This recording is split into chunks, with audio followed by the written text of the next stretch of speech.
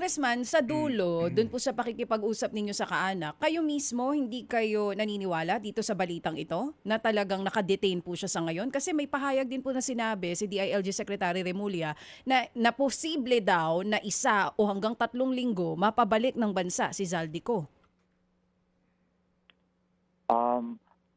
Hindi ko po, maniniwala lang po ako kung galing na mismo sa ating mga otoridad.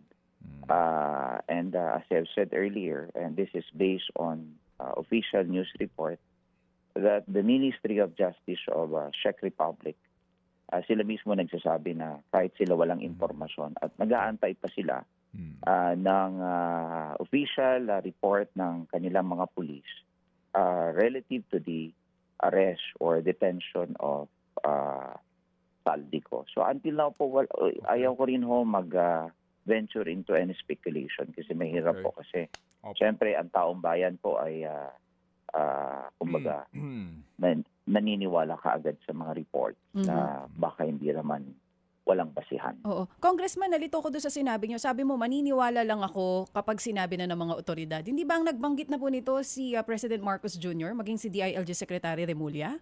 Parte naman po sila ng otoridad. DJ Chacha at the one who has the primary jurisdiction when you speak of detention and arrest of a certain individual, and when you speak of a foreign country like Prague under Czech Republic, siguro simple lang po. Siguro Czech yung authorities. bansa na po, the Czech authority. So that's how simple it is po.